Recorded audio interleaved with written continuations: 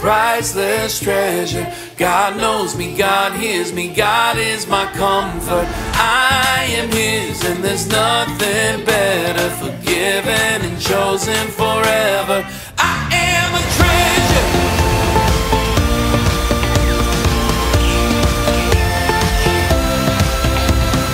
I am a priceless treasure. God knows me, God hears me, God is my comfort. I am His and there's nothing better, forgiven and chosen forever.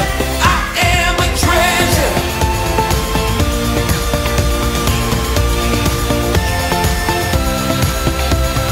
I am a child of God. I know that I am loved. He hears me when I pray. He always makes a way. I am His and He is mine. I am the prize He came to find. I am a priceless treasure. God knows me, God hears me, God is my comfort. I am His and there's nothing better, forgiven and chosen forever. I am a treasure.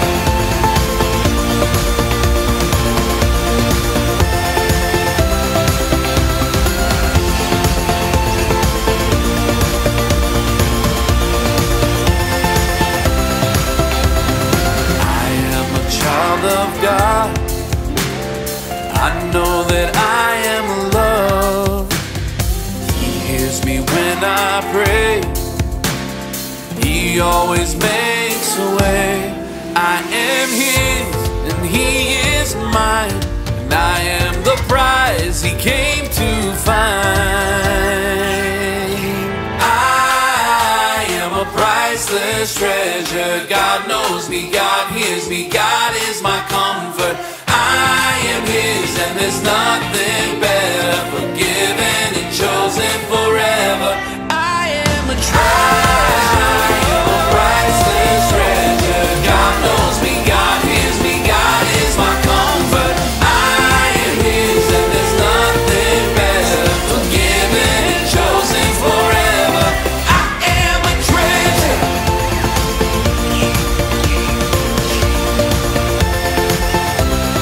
I am a treasure.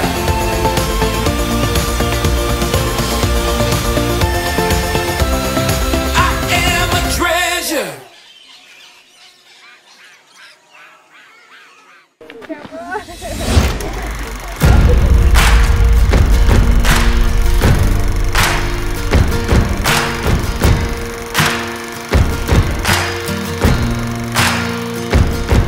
You take all the pieces of my life, put them back together, make it all alright. Oh, you forgive me.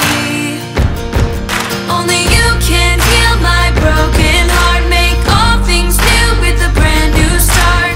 Oh, you forgive me. You forgive me. I try so hard to do things right, but I make the wrong choice sometimes. And you forgive me. No one knows me, God, like you. You see who I am, not what I do. And you forgive me. You take all the pieces of my life, put them back together, make it all alright. Oh, you forgive me. Only you can heal my broken heart, make all things new with a brand new start. Oh, you forgive me. I try so hard to do things right, but I make the wrong choice sometimes.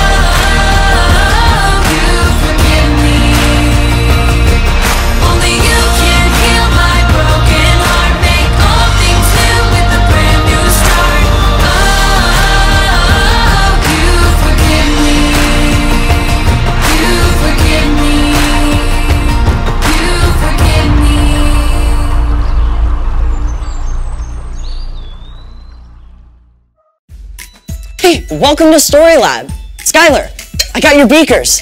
Oh, thanks. Hey, could you finish this? Sure. Awesome. Trade check. This week, we're talking about respect, while we take a look at something amazing Jesus said. What am I even doing?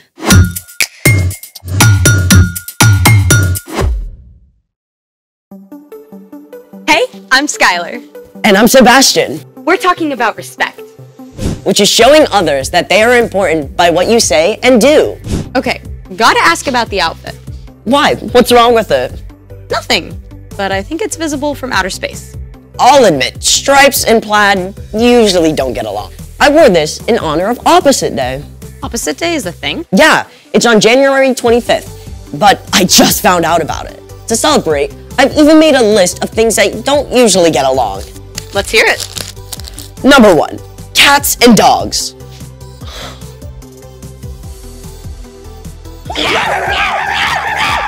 Number 2, heavy metal and polka music. Number 3, pickles and chocolate.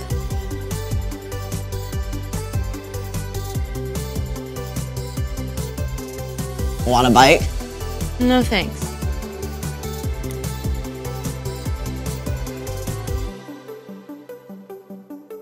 Number 4, water and oil.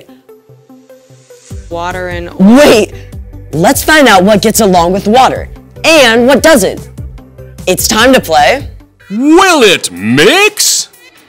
We have here salt, oil flour. and baking soda. Will our 4 contenders get along with this water and form a solution? Or, like the Batman and the Joker, will they refuse to mix? A solution is formed when a chemical substance dissolves in water. Here goes.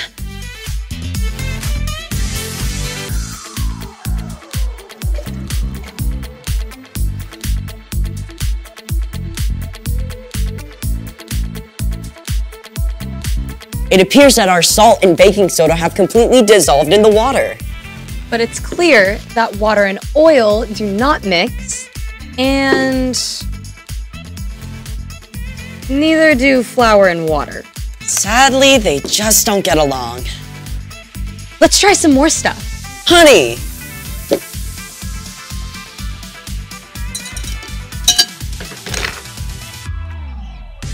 Yep. Pepper. Nope. Sprinkles.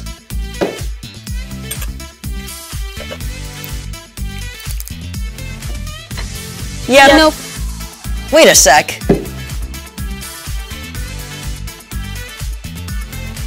I think the color is dissolving off the sprinkles. But the actual sprinkles don't mix. So it's a yeah, no. Or a no, yep. Those are 2 words that don't get along. It's time for The story before the story. Today, we're in Matthew, the very first book in the New Testament. But before Matthew, in the very beginning, out of a deep, deep love, God made an amazing world. But when people turned away from God, the world was broken.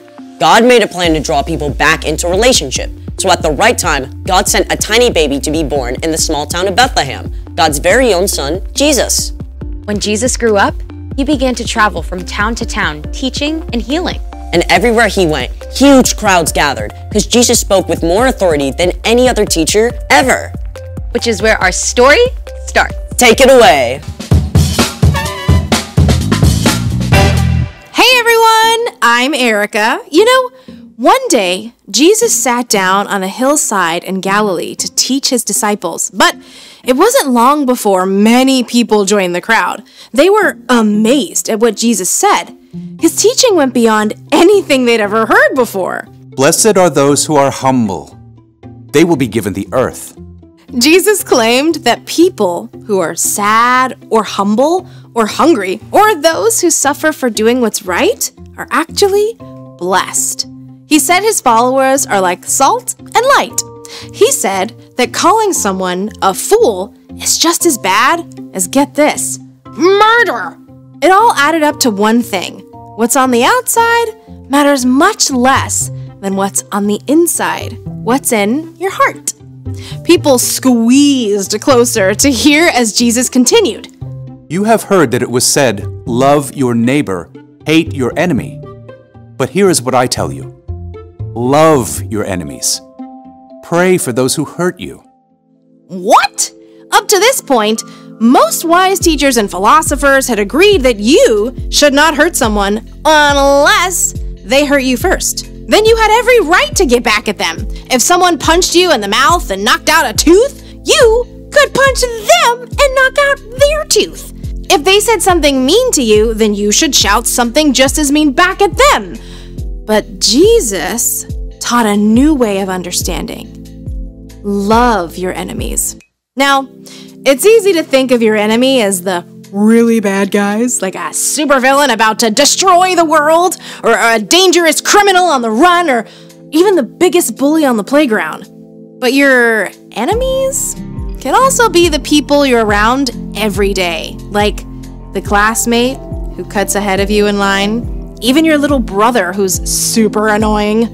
Loving your enemy is simply loving anyone you don't get along with. That love is more than a warm, fuzzy feeling. You don't have to feel loving to love your enemies. In fact, you probably won't. Instead, you can speak kind words. If someone insults you, choose something kind to say in return. Don't grumble and complain about them behind their backs. In fact, you can show respect. There might even be something nice you can say about that person.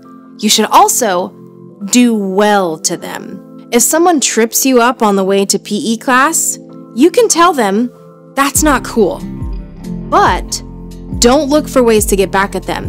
And most important of all, pray for them. Ask God to care for your enemy and help you forgive them. Prayer might change your enemy, and it can change your own heart too. Speak, do well, pray. When we love our enemies like that, Jesus went on to say, Then you will be children of your Father who is in heaven. Jesus kept going. He said, it's easy to be nice to anyone who's nice to you. Anyone can do that. But God gives good gifts like sunshine and rain to provide for everyone, even people who do wrong things. We are made in God's image. And when we show respect and do good things for those who don't treat us well, we're actually showing the world what God is like. Okay, that's a lot to wrap my brain around. No kidding. So, What's our part in the story? Well, choosing to love your enemy is actually a really awesome opportunity. It's a way we can work with God to show God's love to the world. Like, maybe a kid on your soccer team keeps making fun of you when you don't block goals. Instead of saying mean things about them, you could cheer for them when they make a great kick.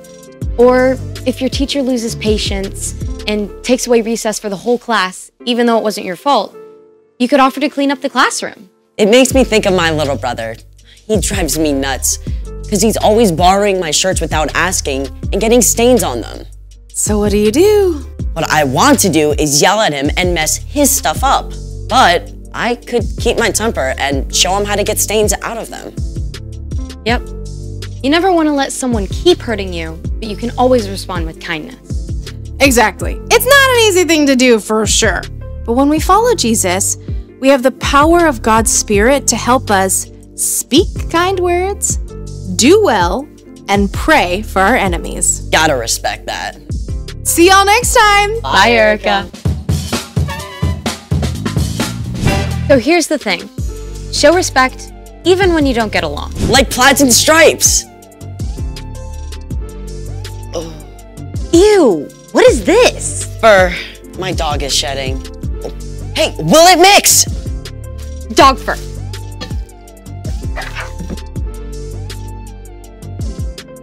Nope. Thanks for joining us in the Story Lab. We'll see you next time. Beep.